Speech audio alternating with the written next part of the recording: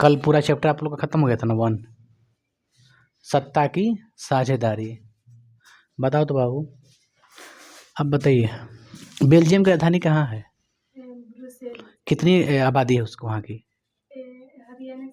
भारत में किस राज्य से तुलना की जाती है? भारत में किस राज्य से तुलना की जाती है? हरियाणा से। इस बात को याद रखिए, ठीक है? कोई दिक्कत? श्रीलंका की राजधानी बताओ बाबू, आगे। श्रीलंका की राजधानी तू बता, तू भी बता। श्रीलंका कब आज़ाद हुआ था? कब आज़ाद हुआ था? 48 में। ठीक, कोई बात ना, हमने से 1 साल बाद, ऐसे याद रखा, हमने से 1 साल बाद।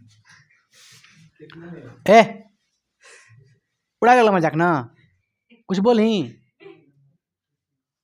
जैकेटवा खींच रहा है उसका पागल लेखा। सुनिए, चलिए अब हम देखते हैं बाबू सेकेंड चैप्टर, जिसका नाम है संघवाद या संघात्मक शासन व्यवस्था। संघवाद या संघात्मक शासन व्यवस्था। संघ का मतलब होता है मेल, समझ गए? संघ का मतलब होता है मेल। भारत क्या है तो कहिएगा भारत राज्यों का संघ है। संविधान में क्या लिखा है कि भारत जो है क्या है? राज्यों का संघ है, यानी राज्य मिलाकर क्या बनता है? भारत बनता है। या इसका मतलब जब राज्य हम मिला के बनाते हैं भारत, तो एक राज्य की वैल्यू है कि नहीं है? बहुत ज़्यादा वैल्यू है का जी। तो हमारा कहने का मतलब है कि जो संघवाद है उसमें है ना, संघवाद में क्या पढ़ना है आपको? सबसे पहले हम पढ़ाते हैं आपको संघवाद क्या है ना, यही डेफिनेशन देते हैं आप लोग। समझिए, क्वेश्चन से ही रिलेटेड समझिए। पहले संघवाद क्या है? वह व्यवस्था जिसमें सत्ता का केंद्रीकृत नहीं हो, केंद्रीकृत नहीं हो, बल्कि केंद्र और राज्य सरकार के बीच बटी होती है।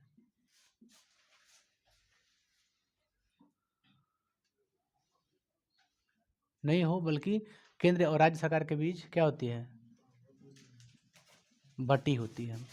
मतलब इसमें आप समझ रहे बात को हम क्या कह रहे हैं?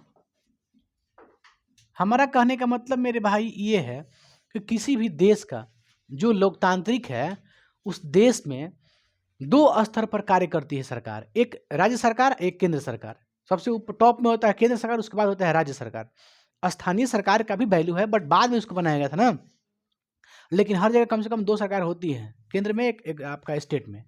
तो एक केंद्र सरकार और एक राज्य सरकार के बीच जो सत्ता जो बंटवारा हुआ रहता है, ठीक है? सत्ता यानी कहने का मतलब संघवाद का मतलब ये होता है कि जिसमें सत्ता का केंद्रीकृत नहीं हो। केंद्रीकृत का मतलब होता है एकात्मक, किसी एक के बीच केंद्रीकृत। जैसे हम किसे, आप लोग को अभी क्या पढ़ा रहे हैं? हम बाल केंद्रित पढ़ा रहे हैं, मतलब आपसे रिलेटेड चीज पढ़ा रहे हैं। यहाँ मुख्य केंद्र में कौन है? आप लोग हैं, है ना, मुख्य केंद्र में। तो उसी प्रकार जो आपका संघवाद होता है, उसमें मुख्य केंद्र देश होता है, लेकिन देश के साथ साथ केंद्रीकृत नहीं होना चाहिए। केंद्रीकृत का मतलब है तो किसी एक हाथों में नहीं होना चाहिए। देश का सत्ता किसी अगर एक हाथ में चला जाएगा तो आप जानते हैं कि लोकतंत्र खतरा में पड़ जाएगा, तनाशाह बन जाएगा, ये सब चीज़ें हो जाती है। तो संघवाद में क्या होता है? केंद्रीकृत नहीं होता है, बल्कि केंद्र सरकार और राज्य सरकार के बीच सत्ता का होती है, बटी होती है। उसको ले ले बाबू।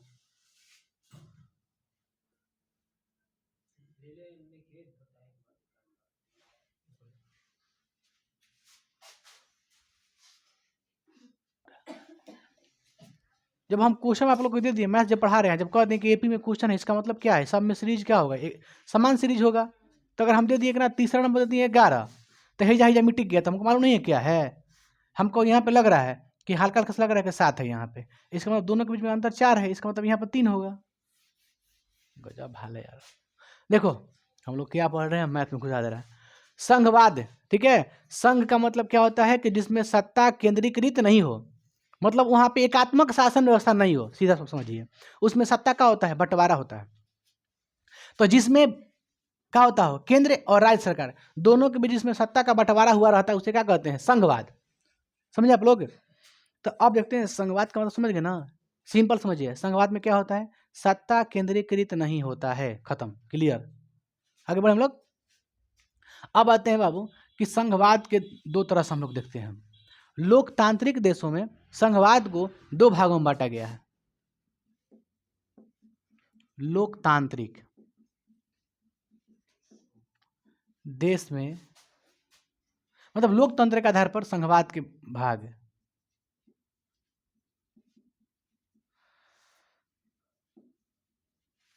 एक होता है आपका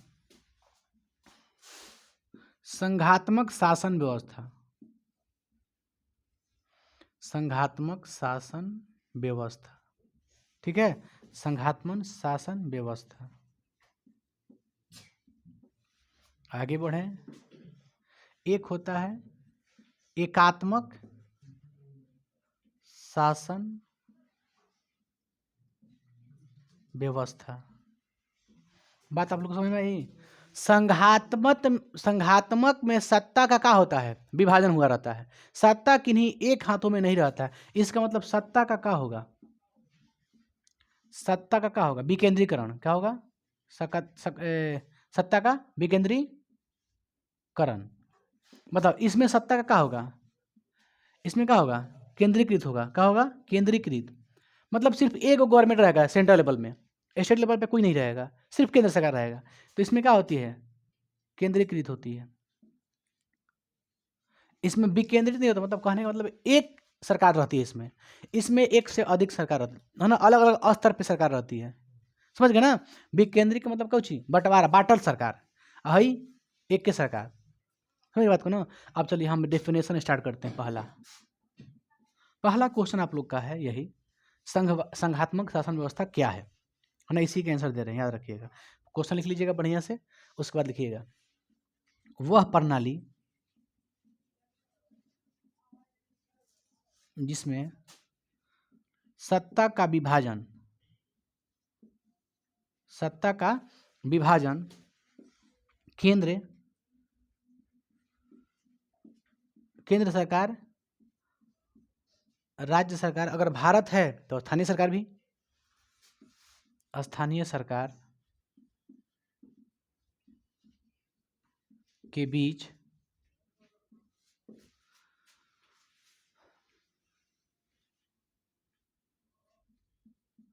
संविधान, लिख दें, द्वारा किया जाता है, उसे क्या कहते हैं, संघात्मक शासन व्यवस्था।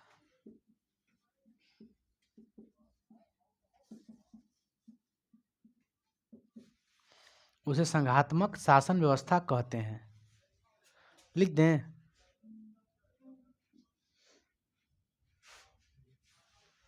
आ रहा है ना। चलिए, ये हो गया संघात्मक शासन व्यवस्था। संघात्मक शासन व्यवस्था भारत में क्या है कि नहीं, तीनों चीज, केंद्र, राज्य, स्थानीय। तो एग्जाम्पल में क्या ले सकते हैं, जैसे में लिख देना यहाँ पे, भारत हो सकता है। अच्छा, बेल्जियम हो सकता है कि नहीं, बेल्जियम में सत्ता का साझा साझा हुआ था ना। और बताइए, स्पेन, स्पेन में भी है,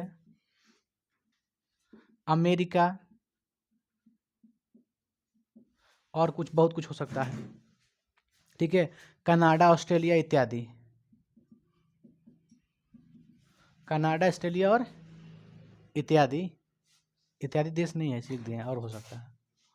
चलिए अब बताइए, अब लिखते हैं बाबू हम लोग विशेषता। क्या लिखते हैं, विशेषता लिखते हैं। किसकी विशेषता, संघात्मक शासन की व्यवस्था, विशेषता, संघात्मक शासन की विशेषता। यहाँ पे लिख दें, छोड़ो ना, यहाँ पे लिखते हैं बाबू,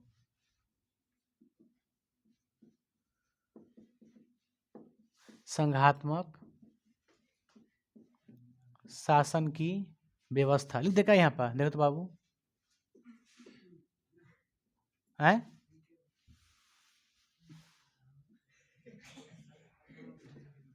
छोड़ दो,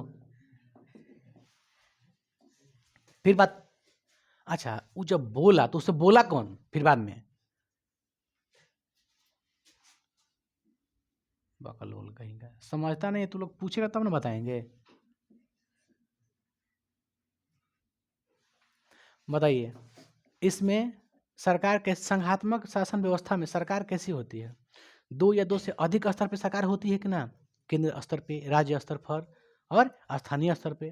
तो इसमें 2 या 2 से अधिक स्तर पर क्या होती है? 2 या 2 से अधिक स्तर पर क्या होती है? सरकार होती है। जिसे आप समझते हैं, जैसे राज्य, केंद्र स्तर पे। एक क्या होती है? राज्य स्तर पे। एक क्या होती है? स्थानीय। अगर भारत है तो स्थानीय है, ठीक है। हालांकि नॉमिनल 2 स्तर पे, लेकिन क्या लिखे? 2 या 2 से अधिक। भारत होगा तो 2 से अधिक हो जाएगा। 73वां 74वां संविधान संशोधन के हिसाब से स्थानीय जो सरकार है, पंचायती जो सरकार है, उसको संविधान के अनुसार उसको मान्यता दिया गया है। संवैधानिक मान्यता मिला है पंचायती चुनाव का, समझ गए? इसलिए हम लोग लिखते हैं स्थानीय। केंद्र मिट्टी गया कैसे बाबू भाई?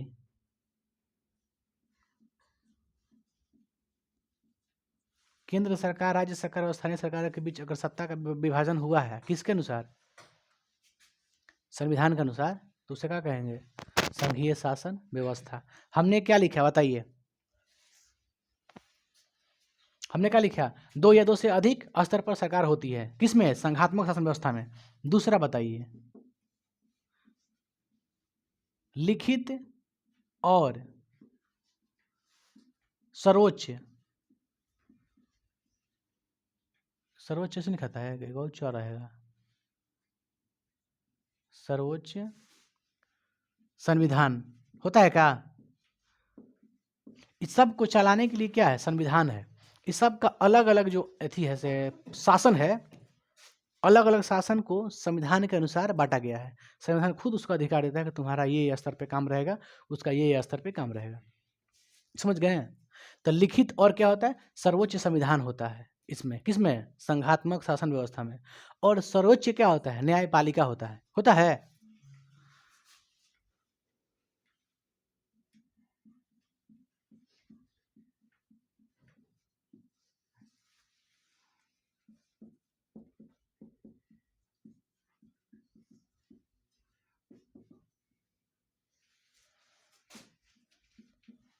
सर्वोच्च क्या होता है? न्याय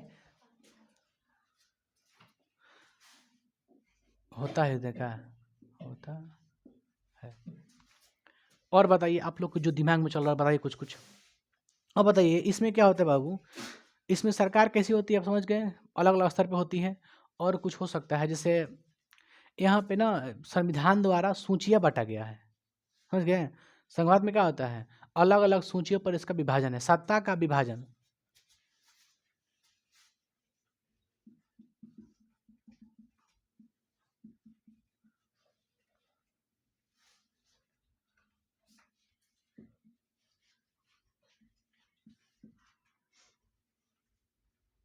सूची स्तर होता है, देते हैं, लिख देंगे यहाँ पे। समझिए क्या हो सकता है, जैसे बताइए। पहला सूची क्या है? संघ सूची, राज्य सूची, समवर्ती सूची। पढ़ाए कभी 9th क्लास में?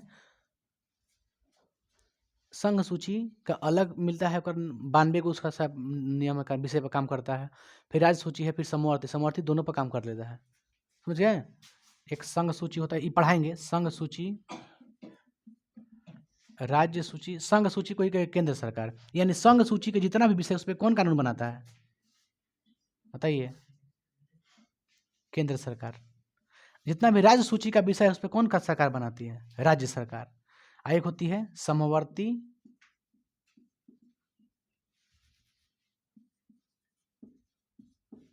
एक क्या होता है? समवर्ती सूची, समवर्ती सूची। इसमें कहीं कोई दिक्कत आप लोगों को बाबू? बताइए। यहाँ क्या होती है? विभिन्न स्तर पे क्या होती है? सरकार होती है। और बताइए, सभी सरकार की अपनी अपनी क्या होती है? अधिकार होती है। सभी सरकार क्या होती है? अपनी अपनी अधिकार। ये भी लिख सकते हैं इसमें, हालांकि अलग अलग जब हम बांट दें तो हो सकता है, लिख लो मन है तो।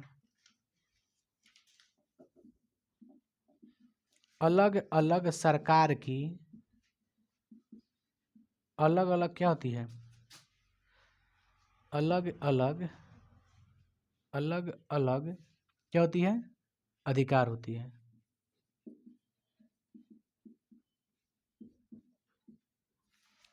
ये कहीं से आपको लग रहा है कि एकात्मक शासन व्यवस्था की बात कर रहा है, इसमें कहीं नहीं लिखा है एकात्मक का। लेकिन देखिए लोकतांत्रिक अगर देश है, जैसे हम लोग का भारत देश है, इसमें क्या है, संघात्मक शासन व्यवस्था है। लेकिन जब आपातकाल आता है ना, उस समय एकात्मक शासन व्यवस्था लागू हो जाता है यहाँ पे हमारे देश में। इमरजेंसी केस में क्या होती है, एकात्मक शासन व्यवस्था लागू हो जाता है। यानी टोटल पावर किसको मिल जाता है, केंद्र सरकार को इकलौता हो जाता है, समझ गए। मान लो स्टडी सब लगा हुआ है, सब कहीं कहीं इमरजेंसी चल गया है, कहीं कहीं मान लो बिहार में मान लो चलो कुछ लग गया, आपातकाल लग गया, राष्ट्रपति शासन लग गया, उसका पावर किसके पास चला जाएगा, केंद्र सरकार के पास। यानी अगर देश में कोई चीज़ अगर पूरा ऐसी हो जा रहा है तो उसका पावर एक आदमी के पास चल जाएगा, केंद्र सरकार के पास चल जाएगा। तो उस समय क्या हो जाता है, एकात्मक शासन व्यवस्था। तो एग्जाम पूछ सकता है आपसे, हम बात को सब वर्ड वर्ड याद रखना चाहिए आप लोग, एग्जाम पूछ सकता है। आपातकाल में लोकतांत्रिक देश क्या हो जाता है, एकात्मक हो जाता है। संघात्मक शासन व्यवस्था को लागू करने वाला देश जो होता है, आपातकाल में इमरजेंसी में क्या हो जाता है, एकात्मक शासन व्यवस्था लागू हो जाता है वहाँ पे। यानी टोटल पावर सब मिला किसको मिल जाता है, अकेले रहेगा सरकार जिसका नाम है केंद्र सरकार। समझ रहे हो बात को। तो केंद्र सरकार के पास पूरी पावर चल जाती है। ऐसे तो अपना राज्य सरकार अपना अलग काम करेगा, केंद्र सरकार हस्तक्षेप नहीं कर सकता है, केंद्र सरकार हस्तक्षेप नहीं कर सकता है राज्य सरकार को। जैसे हमारे यहाँ का मुख्यमंत्री है, केंद्र में कोई मान लीजिए गृह मंत्री है, ठीक है, तो वो इसमें इंटरफेयर नहीं कर सकते हैं। जो मांग है अपना मांग के पैसा लेंगे। अब बजट भले पास करता है वो लोग, बजट देता है वो लोग, केंद्र से बजट निकलता है पैसा 1000 करोड़ 2000 करोड़, यहाँ पे इतना काम है, हर स्टेट में पैसा बटाता है, समझ गए। बजट पास होता है, 1000 करोड़ मिलता है, बहुत पैसा मिलता है। उसके बाद आते आते आते तब जाके आपके गाँव मोहल्ला में काम होता है, समझ गए। अलग से उसको सैलरी अलग से मिलेगा। वो बजट पास होता है किस लिए, काम के लिए बजट पास होता है, सैलरी अलग है सबका, समझ गए। सैलरी अलग है लेकिन बजट पास होता है काम के लिए। काम होता कहाँ है, आता है 1000 करोड़, काम होता है 100 करोड़ 200 करोड़ तक। बस केक कटेगा, सब में बटेगा, बस समझ रहे हो ना। इसको उतार लीजिए बहुत बढ़िया से। आगे बढ़ते हैं हम लोग और देखते हैं एकात्मक शासन व्यवस्था क्या है। एकात्मक शासन व्यवस्था क्या है, इसमें आप लोग कोई दिक्कत नहीं है। इसमें क्या होती है, सर्वोच्च न्यायपालिका होती है कि ना, सबसे ऊपर क्या होता है, संविधान होता है कि ना। तब इसको उतारिए आप लोग, उतारिए ना, तब आगे बढ़ते हैं। हाँ चलो मीटिंग किया तो कोई दिक्कत नहीं है।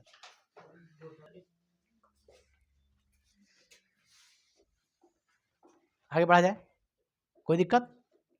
चलिए अब बढ़ते हैं भारत में संघात्मक शासन व्यवस्था की विशेषताएं। क्या देते हैं, भारत में संघात्मक व्यवस्था की विशेषताएं। समझिए बाबू क्वेश्चन। ए हीरो, भारत में संघात्मक शासन व्यवस्था की विशेषताएं। बाबू रे ध्यान दीजिए आप लोग। अरे सेम टू वही है जो अभी पढ़ा है ना, जस्ट वही है। बताइए इसमें, इसमें भी क्या होती है, 2 या 2 से अधिक स्तर पे क्या होती है, सरकार बटी होती है। लिख देते हैं 2 या 2 से अधिक स्तर पर सरकार रहती है, स्तर पर सरकार होती है। हो गया एगो। और बताइए संविधान क्या होता है, सर्वोच्च होता है कि नहीं। तो इसमें भी संविधान सर्वोच्च होता है, माने सबसे ऊंचा होता है। न्यायपालिका क्या होता है, न्यायपालिका स्वतंत्र होते हैं। बाबू इधर ध्यान दो ना आप लोग, थोड़ा बहुत जहन में रहेगा तो आप लोग लिख दीजिएगा एग्जाम में।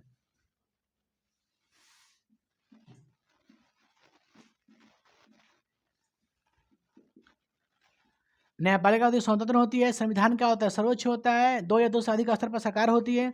और देखिए यहाँ पर क्या मिलता है, तो कहिएगा एक हरी नागरिकता।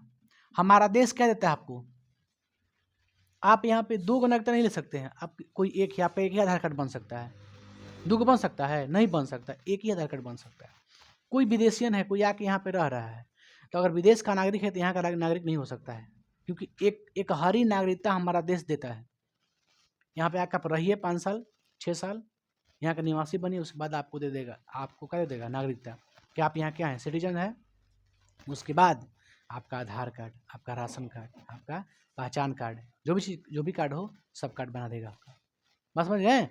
तो एक हरी, आप सोचिए कि नाम दो को चला लें यहाँ पे तो नहीं हो सकता है। एक हरी नागरिकता प्रदान करता है। यहाँ पे प्रत्येक राज्य के पास एक राज्यपाल होती है। प्रत्येक राज्य में क्या होती है? प्रत्येक राज्य में इधर देखो, एक राज्यपाल होती है, होते हैं, समझ गए? अभी हम लोग का बिहार का राज्यपाल कौन है? आरिफ मोहम्मद खान, ठीक है, आरिफ नाम उनका। देखिए, तो किसी भी जो भी राज्यपाल होते हैं अपने राज्य के नहीं होते हैं, कहीं और के होते हैं। बात समझ गए आप लोग? चलिए, मतलब तो राज्यपाल की जो होती है उसकी नियुक्ति कौन करता है? प्रेसिडेंट यानी राष्ट्रपति। एग्जाम में आपसे पूछ सकता है कि राज्यपाल की नियुक्ति कौन करता है? राष्ट्रपति, एकदम याद रखिएगा। ये हो गया, ठीक है। इसमें यहाँ पर भी जब पता है क्या है, इसमें भी सूचियां हैं, अलग अलग विभाजन है, सत्ता का क्या है? विभाजन है। यहाँ पर भी सत्ता का क्या है? सत्ता का विभाजन है। कौची में? केंद्र, राज्य, स्थानीय। केंद्र सूची, राज्य सूची, स्थानीय सूची। कोई दिक्कत इसमें? आगे बढ़ा जाए। अब बाबू पढ़ते हैं हम लोग थोड़ा देर के लिए, जो पढ़ते हैं समझिए। एकात्मक शासन व्यवस्था क्या है? इसको लिख लेंगे, उसके बाद बताएंगे आप लोग क्या पढ़ना है। एकात्मक शासन व्यवस्था, आपका याद रखिए कि संघवाद दो प्रकार के, संघीय शासन व्यवस्था और एकात्मक शासन व्यवस्था। तो हमने संघवाद का पढ़ लिया कि संघात्मक शासन व्यवस्था क्या है, हालांकि उसमें बहुत सारा चीज़ें हैं, लेकिन हम लोग एकात्मक शासन व्यवस्था पर उसका डेफिनेशन लिख के उसका एग्जाम्पल लिख लेंगे, बस यहाँ तक ये खत्म हो जाता है। एकात्मक शासन व्यवस्था में ज़्यादा इतनी होता है। बाबू इसमें कुछ और लिख देगा, इसमें कुछ और सात ऐसे लिखाता है। देखो इसमें क्या होता है आप समझिएगा मेरे भाई, इसमें केंद्र राज्य से अधिक मजबूत होता है ना।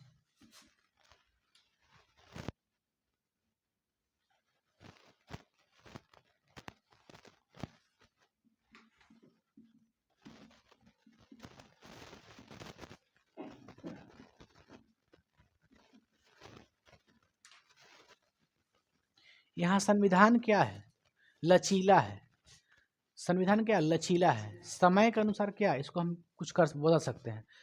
संविधान लचीला इसलिए है, उसमें देता है आपको कि आपातकाल के इमरजेंसी केस में, आपातकाल जब लग जाता है, राष्ट्रपति शासन जब लग जाता है अनुच्छेद 356 के तहत, तो आप केंद्र सरकार के पास सारी शक्तियाँ चली जाएंगी।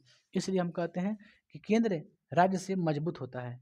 कुछ अगर राज्य पे आफत आ जाती है तो उसका हाथ में कौन लेता है? पूरा केंद्र सरकार संभालता है। आगे अब हो गया। अब देख लेते हैं बाबू सेकंड क्वेश्चन। एकात्मक शासन व्यवस्था वैसा प्रणाली जिसमें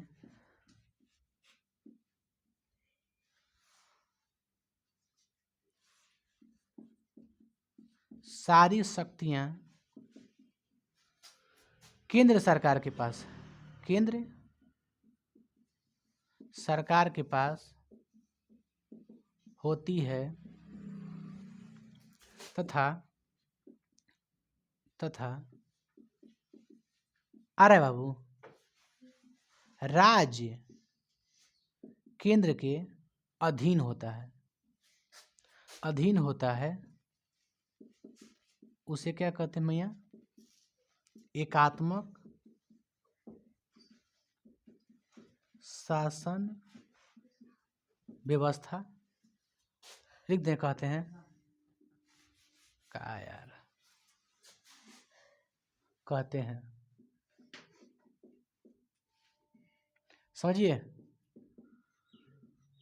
जैसे फ्रांस हो सकता है मियाँ, जापान भी हो सकता है, और कुछ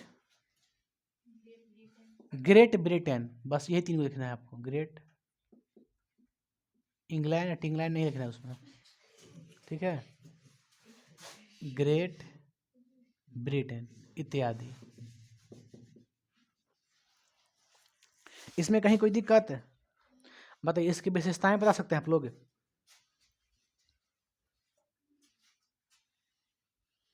विशेषताएं लिख दें, विशेषताएं। अरे यार, इसमें क्या होती है, इसमें सत्ता का क्या होता है भाई बाबू रे, सत्ता का क्या होता है, केंद्रीकृत, सत्ता का केंद्रीकृत होती है, मतलब सत्ता किसके हाथों में रहती है, केंद्र सरकार। एकात्मक शासन व्यवस्था में एक ही सरकार होती है, एक ही सरकार होती है। और कुछ बताइए, क्या होती है, एक ही सरकार होती है। संविधान कैसा होता है, यहाँ पर संविधान आए, कोई बोला, कोई दिक्कत, काहे लिए बोल देता है बीच में। संविधान लचीला होता है, कहते हैं ना पढ़ाते वक्त डिस्टर्ब ना करो, कुछ पूछने वाला बात पूछो। संविधान क्या होता है, लचीला होता है। और बताइए, केंद्र जब चाहे शक्तियां क्या कर सकता है, बदल सकता है, यानी सारी शक्ति किसके पास होती है,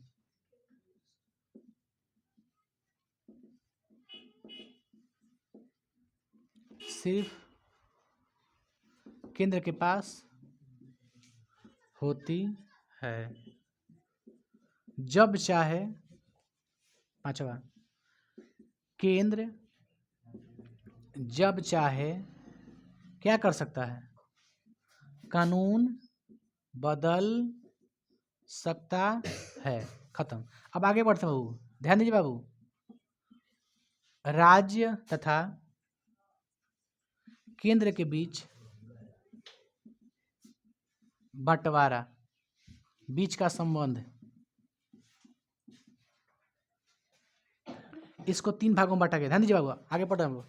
केंद्र, भारत के बारे में, भारत में आते हैं हम लोग, है ना। राज्य और केंद्र के बीच का संबंध क्या है, देखिए, राज्य का अलग हो जाता है, केंद्र का अलग हो जाता है। राज्य, हमारे भारत में राज्य जो सरकार होती है वो स्वतंत्र होती है, राज्य केंद्र के अधीन नहीं होती है, प्रॉपर अधीन नहीं होती है। आपातकाल के सेंस में क्या होती है, अधीन हो जाती है। इमरजेंसी केस में क्या होता है, एकात्मक शासन हो जाता है। इसका मतलब राज्य सरकार की सारी शक्तियां कौन ले लेता है, केंद्र सरकार। अब रहल बात राज्य और केंद्र के बीच का संबंध, तो राज्य वो अपना अलग चलाता है नियम, केंद्र वो अपना अलग सुझाव दे सकता है, लेकिन डिपेंड नहीं है, मतलब उसके में नहीं होता है कि उसके अधीन नहीं है राज्य। हाँ, आप निर्देश दे सकते हैं, आप बड़े हैं, आप निर्देश दे सकते हैं किसी को, छोटे को, बस समझ गए, लेकिन आप अपना बोझ थोप नहीं सकते हैं किसी पे, ना तुमको करना ही करना है, मतलब आपके अंदर में नहीं है वो, आपका सुझाव ले सकता है। राज्य सरकार, हमारे भारत देश में राज्य सरकार की अलग स्तर हो जाती है, समझ गए, केंद्र का अलग स्तर हो जाता है, स्थानीय सरकार की अलग स्तर हो जाती है। आप थोप नहीं सकते हैं कोई चीज, निर्देश दे सकते हैं, बोले निर्देश दे सकते हैं। तो राज्य या केंद्र के बीच का संबंध क्या है, समझिए, विधायी संबंध है। क्या संबंध है, विधायी संबंध। बाबू कोई दिक्कत है, विधायी संबंध। एक है प्रशासनिक या कार्यपालिका संबंध, और तीसरा है वित्तीय संबंध। क्या क्या है, विधायी संबंध। देखिए बाबू, विधायी का मतलब होता है विधायिका, जो कानून बनाता है। तो हमारे देश में कानून बनाने के लिए तीन सूचियां बनाया गया है, केंद्र सूची, राज्य सूची और समवर्ती सूची। हम केंद्र सूची पढ़ेंगे, फिर राज्य सूची पढ़ेंगे, तब जाकर पढ़ेंगे समवर्ती सूची। समझिए बात को, राज्य और केंद्र के बीच का संबंध समझो, विधायी संबंध। पहला विधायी संबंध, संख्या नहीं बाबू, संबंध है, समझ लीजिएगा आप लोग। सेकंड आपका है प्रशासनिक या कार्यपालिका संबंधित, हम लिखते हैं कार्यपालिका।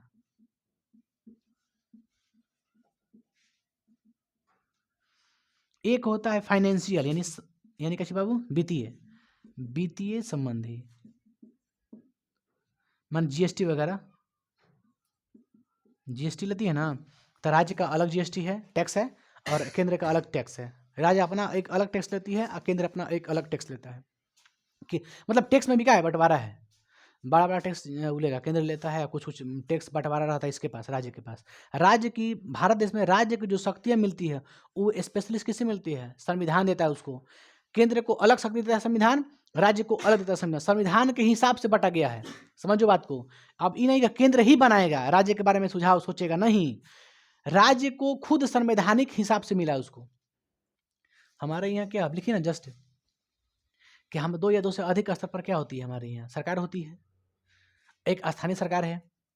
हमको लिख देना चाहिए था, हम छोड़ दिए यहाँ पे, ठीक है बाबू, बस लिखना चाहिए था, आप लोग को लिख बता दें, यहाँ पे कहाँ गया, बताओ तो। दो या दो से अधिक स्तर पे क्या होती है, सरकार होती है, मैंने तीन सरकार, स्पेशली समझिए, तीन सरकार, तीन स्तर पर सरकार होती है, केंद्र, राज्य और स्थानीय। तो स्थानीय सरकार जो है, स्थानीय सरकार, उसको संवैधानिक दर्जा कब मिला? ये आपसे प्रश्न पूछ सकता है। जो स्थानीय सरकार है, देखिए अगर हम नॉर्मल देखें तो देश में क्या बंटवारा है, राज्य और केंद्र, दो चीज़। लेकिन स्थानीय देने का कारण क्या हुआ कि गांव-गांव तक आपको सब चीज़ सुरक्षित रखना है, इसलिए स्थानीय सरकार को भी बनाया गया, लेकिन उस समय उसको नहीं मिला था संवैधानिक दर्जा। लेकिन बाद में 73वां 74वां जब संविधान को संशोधन मतलब उसमें कुछ परिवर्तन किया गया, तो इसको क्या कर दिया गया, संवैधानिक दर्जा दे दिया गया कि संविधान के हिसाब से स्थानीय सरकार भी रहेगा। तो एग्जाम पूछ सकता है आपसे कि भारत में स्थानीय सरकार के संवैधानिक दर्जा कब मिलता, तो कहिएगा 73वां और 74वां संविधान संशोधन के तहत। समझ क्या बता रहे हैं? भारत में स्थानीय सरकार को संवैधानिक दर्जा कब मिला, तो कहिएगा कब मिला ना, किस संशोधन के तहत मिला, कहिएगा 73वां 74वां। ठीक है, ये जो है स्तर कहाँ गया, यहाँ पे हम लिख सकते हैं 73वां और संविधान संशोधन के तहत स्थानीय सरकार, जैसे पंचायती या नगर पालिका, स्थानीय सरकार को संवैधानिक क्या मिला, दर्जा मिला। बाबू हाई देखो, हम गोल कर देते हैं। लल्ला इसमें क्या है, इसमें तीनों लिखिएगा, केंद्र स्तर है ना, केंद्र सरकार, राज्य सरकार, स्थानीय सरकार। जहाँ स्थानीय सरकार लिखिएगा वहाँ पर नीचे वाले लिख दीजिएगा एरो करके। क्या लिखिएगा कि 73वां 74वां संविधान संशोधन के तहत स्थानीय सरकार को संवैधानिक दर्जा मिला है। ठीक है, यहाँ तक कोई दिक्कत? एकात्मक शासन व्यवस्था किसे कहते हैं, जहाँ पे सारी शक्तियाँ किसके पास होती हैं, केंद्र सरकार के पास। और संघात्मक शासन व्यवस्था किसे कहते हैं, जिसमें सारी शक्तियाँ केंद्र, राज्य और स्थानीय तीनों के पास होती हैं। सबके पास अलग अलग बांटा गया है, संविधान के हिसाब से बांटा गया है। समझ गए आप लोग? तो इसमें सत्ता का बंटवारा होता है, इसमें सत्ता का बंटवारा नहीं होता है। एकात्मक जो शासन व्यवस्था है, इसमें संविधान क्या होती है, लचीला होती है, यानी जब मन तब उसका क्या बदल सकता है कोई। समझ गए? हमारे देश में मजबूत क्या होती है, केंद्र थोड़ा मजबूत दिया गया, मजबूती दिया गया है संविधान के हिसाब से, केंद्र को थोड़ा मजबूती दिया गया है, ताकि आपातकाल के केस में केंद्र सरकार सारी शक्ति अपने पास ले लेगी। आपातकाल इमरजेंसी में देखिए, एक ही सरकार, सत्ता का क्या होता है, केंद्रीकृत। एकात्मक शासन व्यवस्था में मतलब अकेले केंद्रीकृत होता है, मैंने केंद्रीय सरकार होती है, खाली एक ही सरकार होती है। संविधान लचीला होता है, जब मन तब बदल कुछ सकता है, सारी शक्तियाँ सिर्फ केंद्र के पास होती है। केंद्र जब चाहे कानून बदल सकता है, कानून में कुछ ना कुछ परिवर्तन कर सकता है। इसमें राज्य केंद्र के अधीन होता है ना। एकात्मक शासन व्यवस्था में राज्य केंद्र के अधीन होता है, लेकिन संघात्मक शासन व्यवस्था में राज्य केंद्र के अधीन नहीं होता है। निर्देश दे सकता है केंद्र सरकार राज्य सरकार को, लेकिन पालना जरूरी नहीं है कि हम उसके बाद मानेंगे ही मानेंगे। संवैधानिक अधिकार मिला है उसको राज्य सरकार का, हमारे देश में, हमारे देश हो जाए, है ना। एकात्मक शासन प्रणाली कहाँ है, आपसे एग्जाम में क्वेश्चन पूछ सकता है। फ्रांस, जापान, ग्रेट ब्रिटेन, ये तीन बात रखिएगा। यहाँ पे क्या है, एकात्मक शासन प्रणाली है लागू है। इसको उतारिए, आगे बढ़ते हैं बाबू। हम लोग पढ़ते हैं कि जो विधायी संबंध है, राज्य केंद्र के बीच में जो संबंध है, एक है विधायी संबंध, एक है कार्यपालिका संबंध, वित्तीय संबंध। विधायी पे अलग अलग राज्य का अलग है, ठीक है। विधानमंडल बनता है कानून, इसका संसद भवन बनता है, संसद पार्लियामेंट बनता है।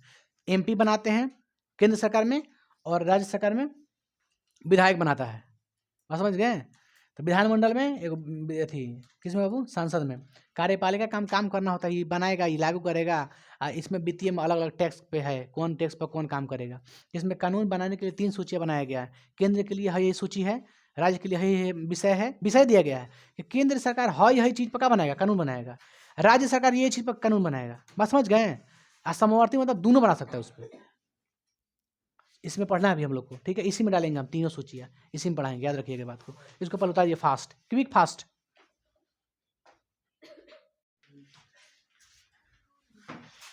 ध्यान सुनिए आप लोग। तो हमने देखा कि राज्य और केंद्र के बीच संबंध, कितने संबंध थे, 3 तरह के संबंध थे। एक थी विधायी संबंध, दूसरा प्रशासनिक या कार्यपालिका संबंधित, और तीसरा क्या है, वित्तीय संबंध। तो हम पहला क्या देखेंगे, पहला क्या था, विधायी संबंध। विधायी संबंध पे दोनों पे बिंदु रहता है, इसे है पर रहता है इसे ना, विधायी संबंध दोनों पर। चलिए ना भाई, देते हैं दोनों को, हटाइए। दे दिया ना एक बिंदी दो, आगे बढ़ते हैं।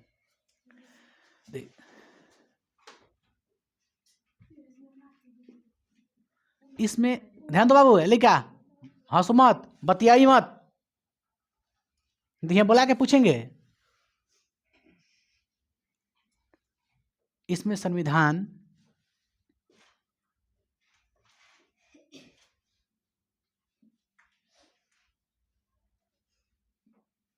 कानून बनाने के लिए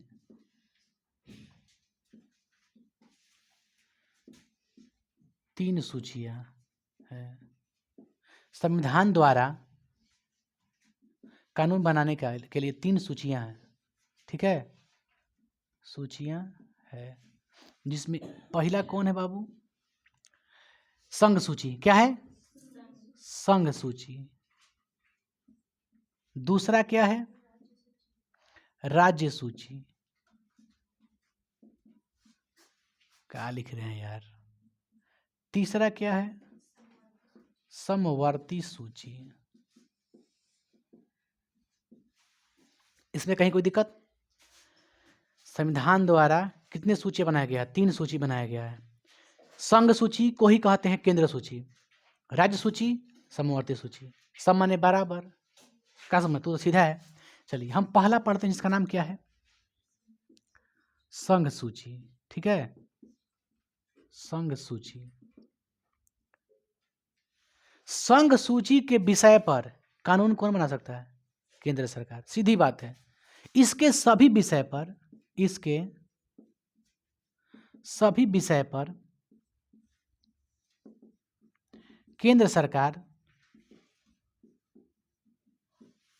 कानून बनाती है।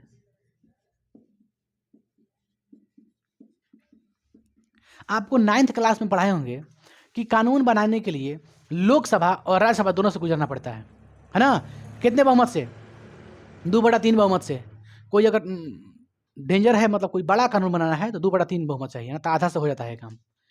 आधा बहुमत अगर हो जाए 1/2 तो हो जाएगा, ठीक है, लेकिन कम से कम 2/3 बहुमत चाहिए किसी भी कानून को पारित करने के लिए, लोकसभा से भी और राज्यसभा से भी। फिर जाता है लोकसभा से, जाता है कहाँ जाता है? राष्ट्रपति के पास, वहाँ पे रहता है 14 दिन। फिर जाता है कहाँ? राज्यसभा के पास, राज्यसभा उसके बाद पास कर देता है, फिर राष्ट्रपति साइन कर देगा, पारित, एक्ट बन गया। सब पता है ना सब? तो संघ सूची में इसके सभी विषय पर किसका अधिकार होता है? केंद्र सरकार का अधिकार होता है। या फिर कौन कानून बना सकता है? केंद्र सरकार। इसमें कौन कौन, कितने विषय हैं टोटल? इसमें टोटल 97 विषय हैं। अब 97 तो हम विषय लिख नहीं सकते हैं कि कौन कौन है, 2-4 को उदाहरण लिख सकते हैं। संघ सूची को कितना विषय दिया गया? 97 को विषय, कि तोरा है यही पक्का बनाए कहो कानून, समझ में वालों को आया? चलिए, इसमें क्या क्या हो सकता है? जैसे इसमें टोटल विषय कितना है? कुल विषय 97। अब कौन कौन मेन है? जैसे में सुरक्षा, एक है विदेशी मामले, मुद्रा, बैंकिंग प्रणाली, बैंकिंग, और हो सकता है संचार, रेलवे इत्यादि।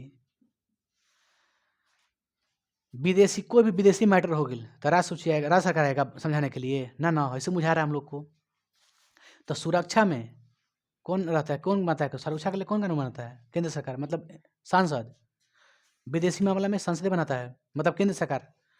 मुद्रा में वही काम करता है, बैंकिंग प्रणाली में वही रहता है। रेलवे क्या है? ये भी सेंट्रल जॉब होता है। रेलवे में पता ना कुछ सेंट्रल जॉब होता है, तो ऐसे याद रखिएगा, सेंट्रल जॉब है, इसलिए क्या इसमें कौन हस्तक्षेप करेगा? सेंट्रल लेवल का सरकार करेगा, सेंट्रल गवर्नमेंट करेगा। तो ये क्या है? सुरक्षा, विदेशी मामले, मुद्रा, बैंकिंग, संचार, रेलवे। अब बी है आपका, क्या है? राज्य सूची। राज्य सूची, इसके सभी विषय पर कौन कानून आता है? इसके विषय पर राज्य सरकार क्या बनाता है? कानून बनाता है। इसके पास टोटल कितने विषय हैं? कुल विषय 66, 66 इतने विषय हैं। आपसे एग्जाम में नहीं पूछेगा।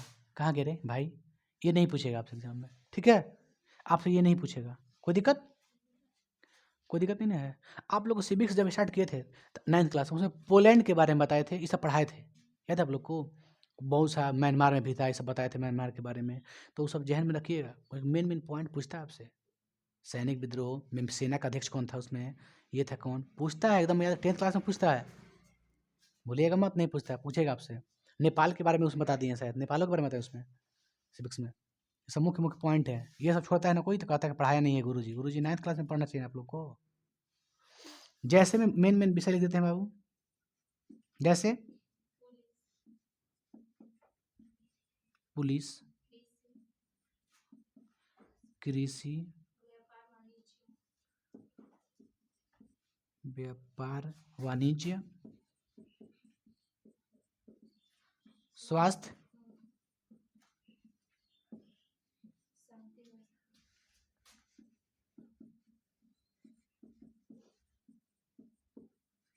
इत्यादि कर देते हैं। कोई दिक्कत इसमें? चलिए, थर्ड क्या है, समवर्ती सूची। इसमें कौन बनाता है कानून? केंद्र और राज्य सरकार, दोनों सरकार इस पे क्या बना सकता है कानून। इसके विषय पर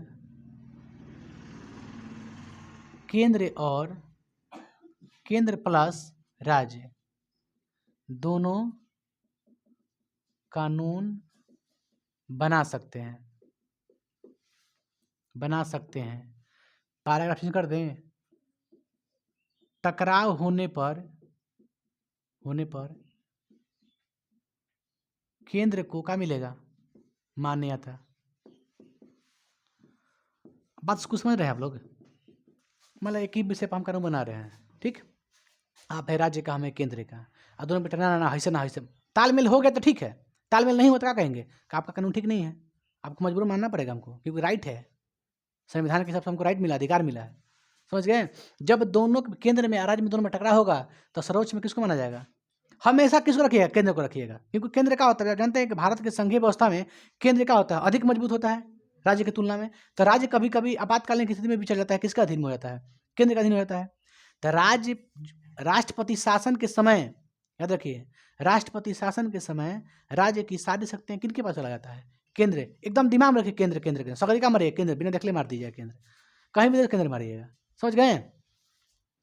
इसमें कुल कितने विषय हो सकते हैं बाबू? छोड़िए, कुल विषय भाड़ में जाए, जैसे भी देते हैं, शिक्षा, जंगल, विवाह इत्यादि। मजदूर संघ बाद में लिखा जाएगा, इत्यादि, समझिए। मजदूर संघ भी होता है। शिक्षा, वन, विवाह। शिक्षा पे कौन कानून बना सकता है? राज्य सरकार भी और केंद्र सरकार भी। आप ध्यान देखिएगा, आप जब भी याद करते हैं तो आप याद रखिएगा, आप बिहार का भी शिक्षा मंत्री याद करते हैं और केंद्र का भी शिक्षा मंत्री याद करते हैं। भारत शिक्षा मंत्री नहीं होते हैं? होते कि नहीं होते? भारत के शिक्षा मंत्री होते हैं। राज्य के नहीं होते शिक्षा मंत्री? एकदम होते हैं। तब वन मंत्री, वन विभाग राज्य में भी है, सेंट्रल में भी, दो जॉब मिलता है क्या? विवाह पर भी बनाया गया है, सती थी, बाल विवाह, ये सब बनाया गया कानून। और क्या बनाया गया बाबू? दहेज प्रथा, ये सब बनाया गया कानून। फॉलो कोई नहीं करता, भले बनाया गया कानून है, सख्त नहीं है, सख्त रहता ना तो विवाह में मिलने वाला सामान पे वो मोहर रहता है कि विवाहित सामान है, दहेज का सामान है। गाड़ी कोई मिल रहा है ना, तो गाड़ी का कुछ ना कुछ चेंजिंग कर दो, मॉडिफाई कर दो उसका का। ये हो गया समवर्ती। एक और देखिए सूची होता है अवशिष्ट सूची, है बाबू। क्या होता है? अवशिष्ट, अपना अवशिष्ट सूची होता है, जो कंप्यूटर वगैरह पे सब पर कानून बनाता है, समझ गए। वो सब आपको नहीं जानना है। यहाँ तक कोई दिक्कत आप लोगों को? कहीं कोई प्रॉब्लम? विधायी समझ गए ना। दूसरा क्या है आपका? प्रशासनिक या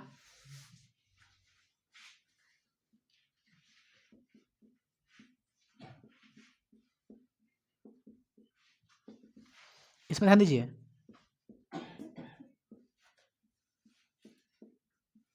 राज्य सरकार क्या होती है? स्वतंत्र होती है। क्या होती है? लेकिन राज्य में आपातकाल की स्थिति में केंद्र सरकार के पास सारी शक्तियां होती हैं।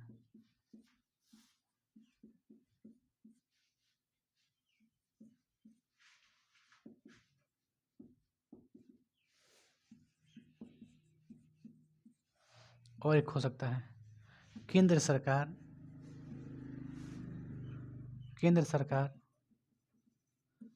राज्य सरकार को क्या दे सकती है? सरकार को निर्देश मतलब सुझाव दे सकती है। कोई दिक्कत? खत्म। तीसरा क्या है? तीसरा है आपका वित्तीय संबंध। वित्तीय संबंध बताइए, जीएसटी पर कौन बनाता है कानून? और कृषि पर कौन बनाता है कानून? राज्य सरकार। एक है वित्तीय संबंध, तीसरा जीएसटी पर लिख दें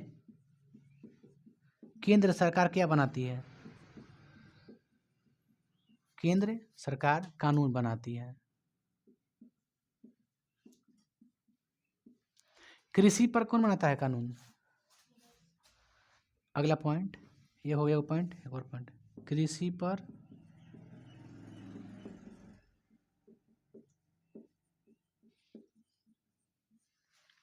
कोई दिक्कत है इसमें? ये हो गया आपका एंड, ये हो गया आपका एंड, मतलब यहीं तक पढ़ाएंगे, खत्म चैप्टर नहीं हो पूरा। कल परसों 2 दिन लगे, अभी चलेगा क्लास आपका 2 दिन तक। इसका क्लास 2 दिन चलेगा और खत्म हो जाएगा ये पूरा। समझ गए? इसमें कहीं कोई दिक्कत? एक बार पढ़ लेते हैं, देखो समझ एक बार आओ।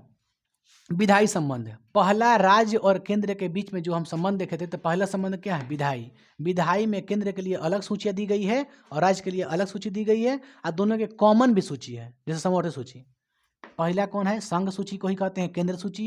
एक है सूची, दूसरा राज्य सूची। इसमें ये कौन बनाता है कानून? राज्य सरकार बनाता है कानून, ठीक है।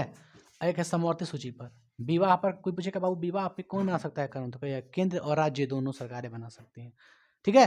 चलिए यहाँ तक उतारे बाबू, कल हम मिलते हैं फिर अगले क्लास में।